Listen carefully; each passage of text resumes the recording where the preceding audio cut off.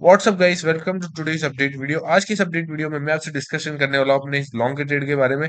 ये लॉन्ग का ट्रेड मैंने लिया था गोल्ड के अंदर और इस ट्रेड में मुझे 500 पिप्स के ऊपर का प्रॉफिट होता हुआ देखने को मिला था। तो आज की इस अपडेट वीडियो में मैं आपसे बात करने वाला हूँ कि इस ट्रेड में हमने 500 पिप्स कैसे कैप्चर करे, क्या लॉजिक था इस ट्रेड के पीछे, इस क्या क्या देख के इसी कैंडल पे मैंने लॉन्ग का ट्रेड एग्जीक्यूट करा था। और जैसा कि आप देख सकते हैं, इधर ट्रेड एग्जीक्यूट करने के बाद इस लेवल पे एक भी कैंडल हमारे अगेंस्ट नहीं बनी। गोल्ड के प्राइस एक्शन के बारे में भी मैं आपसे डिस्कशन करने वाला हूँ आज की इस अपडेट वीडियो में। तो चलिए स्टार्ट करते हैं इस वीडियो को बिना किसी देरी के।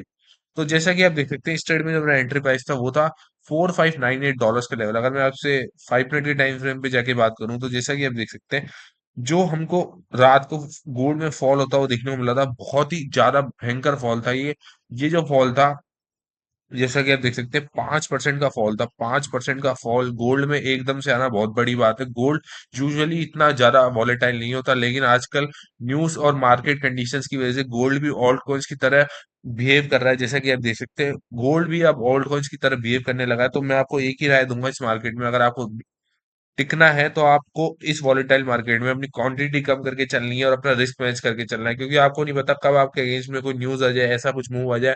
तो उस केस में आपका कैपिटल साफ हो सकता है। आपको अपने कैपिटल को बचा के रखना है इस मार्केट में, अगर आपको सर्वाइव करना है तो जैसा कि आप देख सकते हैं, ये जो मूव आया 15 मिनट के टाइम फ्रेम पे गोल्ड के अंदर, ये जो मूव था, जब यहाँ पे ये रुकने लगा सुबह, इसने जब ये रिकवरी दिखाई हल्की सी, तो मैं यहाँ पे इंटरेस्टेड था कि क्या ये रिकवरी फेक आउट है या फिर जेन्युइन ये रिकवरी आई है गोल्ड के अंदर। ये देखने में काफी ज्यादा इंटरेस्टेड था मैं कि गोल्ड यहाँ पे क्या मार्केट स्ट्रक्चर हमको शो करता हुआ देखने को मिला, क्योंकि कई बार होता है, आप जानते ही हैं, गोल्ड में या बीटीसी में भी कई बार होता है ये कि, जैसा कि आप जानते हैं, गोल्ड में और बीटीसी में भी कई बार होता है ये, कई बार रिकवरी हमको दिखती है और यहाँ पे ये सिर्फ रिटेलर्स को ट्रैप करने के लिए होती है। फेक ब्रेकडाउन, फेक रिकवरी दिखा के वो वापस उसी एरिया में आ जाता है और वापस उनका एसिलेट करता है और अपना डाउन ट्रेंड कंटिन्यू करता है। तो मैं काफी ज्यादा इंटरेस्टेड था कि क्या ये रिकवरी सही में है या फिर ये फेक रिकवरी है। तो ओवरऑल जो ट्रेंड देख सकते हैं आप 15 मिनट के टाइम फ्रेम पे गोल्ड में, ये ट्रेंड, ये जो 15 मिनट के टाइम फ्रेम पे जो ट्रेंड देख सकते हैं, ये बुलिश ट्रेंड था। इसने यहाँ से ऑलमोस्ट 10% का मूव दिया हुआ मेरे हिसाब से इस लो से। तो इसने यहाँ से 16% का मूव दिया था एक्चुअली, 10% नहीं 16% का इसने मूव दिया था कुछ ही दिनों में।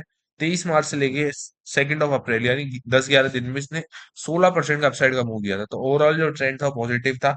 हालांकि ये जो था, जो ये फॉल आया था, ये एक रिट्रेसमेंट आया था खाली।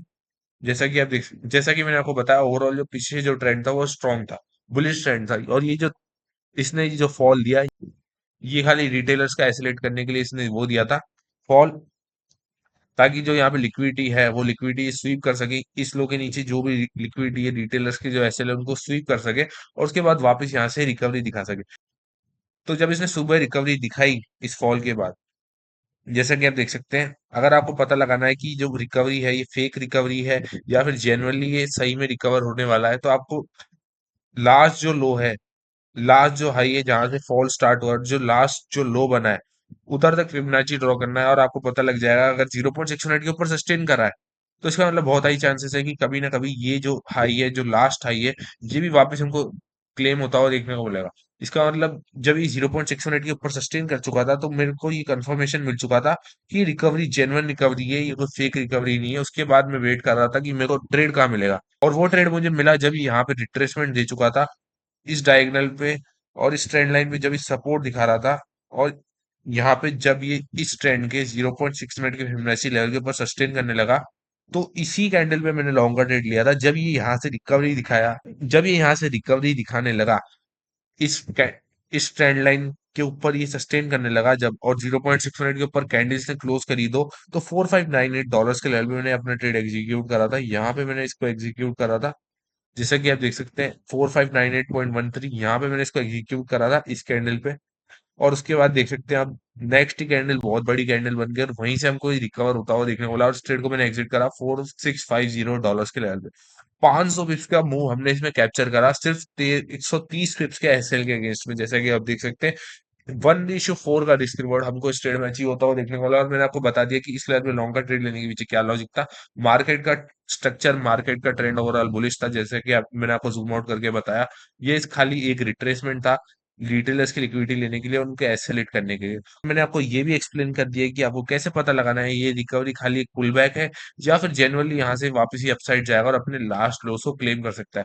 वो मैंने आपको एक्सप्लेन कर दिया कि आपको ट्रेंड देखना है, अगर वो 0.6 मिनट के ऊपर सस्टेन कर रहा है तो आप खुद भी इसको बैक टेस्ट करके देख सकते हैं। मैंने इसको खूब बार बैक टेस्ट करा है, तो हाई प्रोबेबिलिटी है वो अपने लास्ट हाई को उस केस में रिक्लेम करता हुआ देखने को मिल सकता है, और इस केस में भी ऐसा ही हुआ। इसने इन हाइस को वापस रिक्लेम कर लिया, हालांकि मेरा टारगेट इसमें हिट हो चुका था, वो थे ये वाले हाइस। तो मैंने इस ट्रेड को यहाँ पे एग्जिट कर दिया और 1:4 का रिस्क रेट इसमें हमको अचीव होता हुआ देखने को मिला। और उसके बाद भी आप देख सकते हैं इस लेवल से भी इसने 40 पिप्स का और मूव दिया था, उसके बाद वापस हमको रिट्रेसमेंट लेता हुआ देखने को मिला।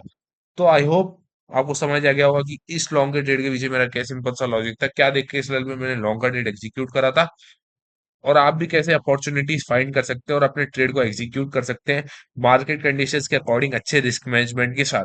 आई होप ये भी आपको सीखने को मिला होगा आज की इस अपडेट वीडियो से। तो आज की इस अपडेट वीडियो में बस इतना ही था।